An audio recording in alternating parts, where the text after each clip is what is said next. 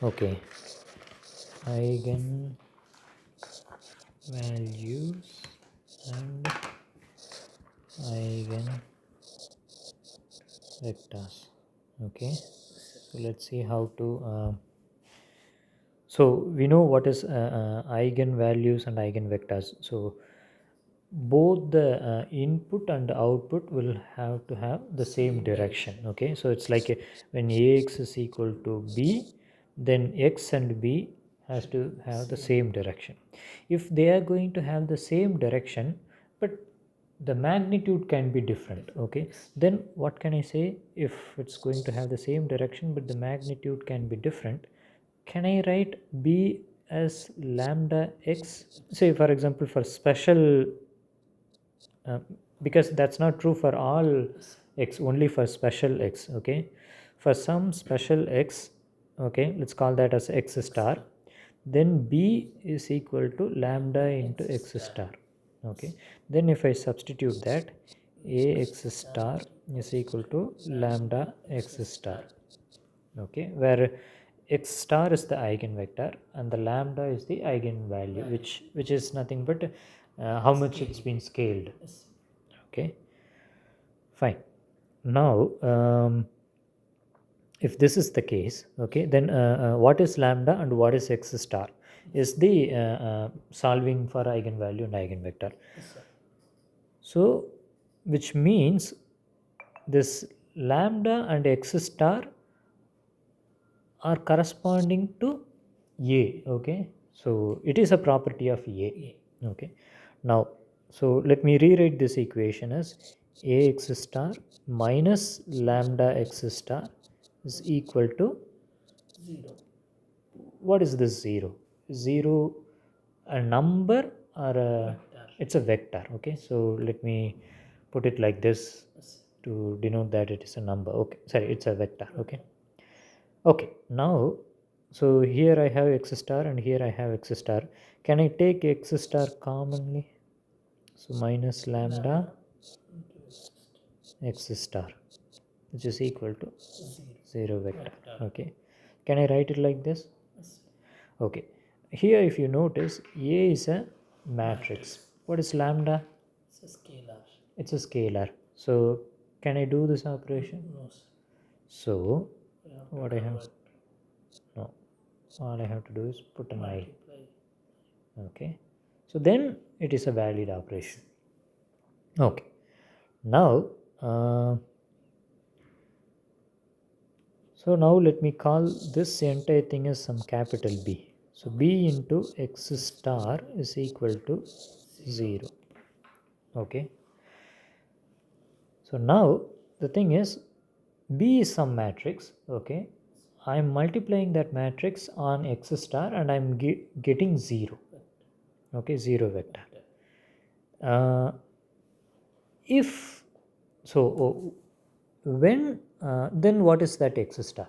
Okay, one trivial solution is, if x star is also 0, then you will get 0. Okay, but is there a non-trivial solution?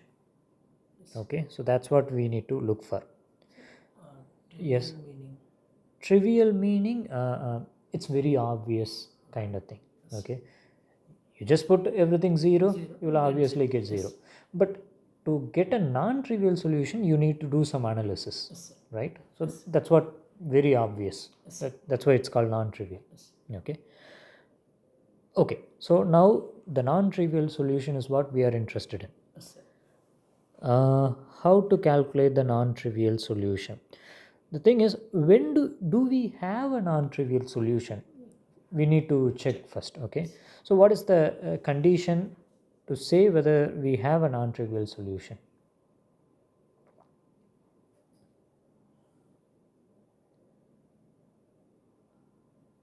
Okay, so tell me, say for example you have ax is equal to b, what you will do, you will how do you calculate for x?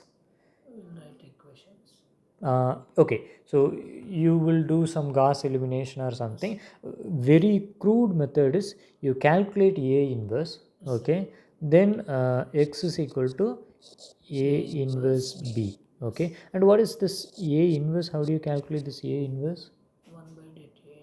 1 by det of A into, adjoint of or cofactor. yeah, adjoint of A. Okay, so which means this adjoint of A, yes, you can easily calculate, no issues. But this determinant of A, what if this determinant of A is 0? Infinite. Determinant of A is 0 means all The values matrix are infinite. singular. Then the matrix is singular.